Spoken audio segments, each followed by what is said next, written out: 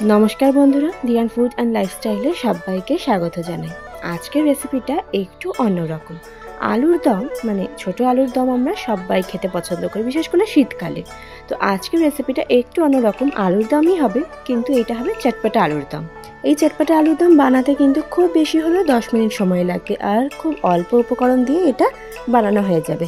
তার চলো উপকরণগুলো দেখে নাও। আমাদের লাগবে গ্রেট করে রাখা আদা বা আদা কুচি। আমাদের রসুনটা একটু বেশি পরিমাণেই লাগবে, গ্রেট করে দিলেই ভালো হয়, তবে মিহি করে কুচিয়ে দিলেও হবে।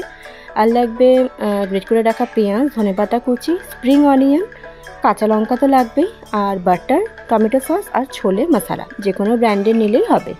আলুটা আমি এখানে খোসা সমেত আলু দুটো সিটি দিয়ে নিয়েছিলাম, তারপর খোসা ছাড়িয়ে এখানে যেগুলো একটু বড় সাইজের ছিল দু অর্ধেক করে নিয়েছি। এবার আলুটার মধ্যে লবণ, হলুদ আর লঙ্কা গুঁড়ো মাখিয়ে এবার এটাকে একটু ফ্রাই করে নিতে হবে।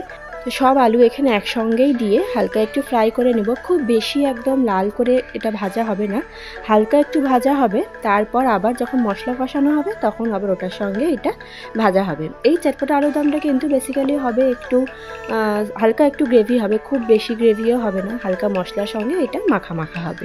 আমাদের আলুটা ভাজা হয়ে গেছে, দেখতেই পাচ্ছ খুব বেশি ভাজিনি, লাল করে হালকা একটু ভাজা হয়েছে গোল্ডেন ব্রাউন। তখন এগুলোকে এবার তুলে নিচ্ছি।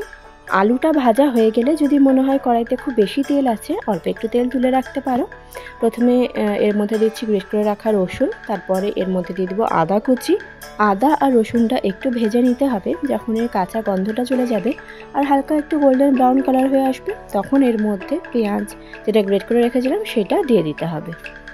এখানে মাঝারি সাইজের দুটো পেঁয়াজ আমি ইউজ করেছি। এবার পেঁয়াজটা দিয়েও হালকা করে একটু ভাজতে হবে, আর এই সময় গ্যাসের ফ্লেম কিন্তু একটু লো টু মিডিয়ামে রাখতে হবে, নয়তো পেঁয়াজটা খুব বেশি লাল হয়ে যাবে। আমাদের কিন্তু পেঁয়াজটা খুব বেশি লাল হয়ে গেলে হবে না, হালকা যখন একটু গোল্ডেন ব্রাউন হয়ে আসবে তখন এর মধ্যে যে আলুটা ভাজা হয়েছিল সে আলুটা এর মধ্যে দিয়ে দিতে হবে। তারপর পেঁয়াজের সঙ্গে আলুটা আবার ভালো করে ভাজতে হবে। পেঁয়াজের সঙ্গে আলুটা কিছুক্ষণ কষিয়ে নেওয়ার পর এর মধ্যে এবার দিচ্ছি পরিমাণ মতন হলুদ আর দিচ্ছি কাশ্মীরি লঙ্কার গুঁড়ো, স্বাদ মতন লবণ। ভালো করে মিশিয়ে নিতে হবে। আমি কিন্তু এতে আর কোনো মশলা ইউজ করিনি, মানে জিরে গুঁড়ো বা ধনে গুঁড়ো কোনোটাই কিন্তু আমি ইউজ করিনি। এবারে কিছুক্ষণ আবার ভালো করে কষিয়ে নেওয়ার পর এর মধ্যে দিয়ে দিচ্ছি কাঁচা লঙ্কা। কাঁচা লঙ্কাটা আপনারা আপনাদের ঝাল অনুযায়ী ব্যবহার করবেন, এটা একটু ঝালঝালি খেতে ভালো লাগে। কাঁচা লঙ্কাটা আপনারা কুচিও ব্যবহার করতে পারেন। এইবার এর মধ্যে দিচ্ছি বেশ কিছুটা পরিমাণে স্প্রিং অনিয়ন। স্প্রিং অনিয়ন কিন্তু এই রান্নাতে মাস্ট, কারণ এই স্প্রিং অনিয়ন ছাড়া এই রান্নার টেস্ট কিন্তু একেবারেই আসবে না। এবার 1 চামচ কি 2 চামচ মতন এর মধ্যে দিচ্ছি ছোলে মশলা।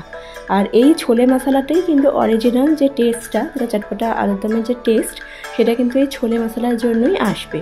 এবারে এর মধ্যে দিচ্ছি 2 চামচ মতন টমেটো সস। আপনারা চাইলে এখানে গ্রিন চিলি সসও ব্যবহার করতে পারেন, যেহেতু চটপটা আলুর দম একটু ঝালঝালি খেতে ভালো লাগে। তবে আমাদের বাড়িতে যেহেতু বাচ্চারা খাবে সেজন্য খুব বেশি ঝাল আমরা ইউজ করিনি। তারপর ব্যাস ভালো করে সসটা দেওয়ার পর একটু ভালো করে মিশিয়ে নেওয়ার পর অল্প পরিমাণে জল দিয়েছি, যেহেতু বললাম এটা কিন্তু খুব বেশি গ্রেভি হবে না। আর লাস্টে এর মধ্যে দিয়ে দিলাম ধনেপাতা কুচি। এইবার ধনেপাতা কুচি দিয়ে আর একটু বাটার দিয়ে দিব, তারপর এটাকে ঢাকা দিয়ে রেখে দিতে হবে। বাটারটা দিয়ে আমি সঙ্গে সঙ্গে গ্যাসের ফ্লেম বন্ধ করে দিয়েছি। এবার ঢাকা দিয়ে মোটামুটি 1 ঘন্টা মতন স্ট্যান্ডিং টাইমে রাখলেই হবে। তো 1 ঘন্টা পর দেখো আলুর দমটা কি সুন্দর লাগছে, দেখতেও খুব সুন্দর লাগছে, কালারটাও খুব সুন্দর এসছে আর সেন্টও খুব সুন্দর বেরিয়েছে। আমাদের চটপটা আলুর দম রেডি। দেখতেই পেলে খুব একটা যে বেশি উপকরণ লাগে তাও না, আর খেতেও দুর্দান্ত টেস্টি হয়। আর একটা নতুন একটা রেসিপি, এরকমভাবে কিন্তু অনেকেই হয়তো ট্রাই করেনি, অবশ্য করে ট্রাই করে দেখবে। আর এর সঙ্গে রাত্রে আজকে স্পেশাল ডিমের গোলা রুটি।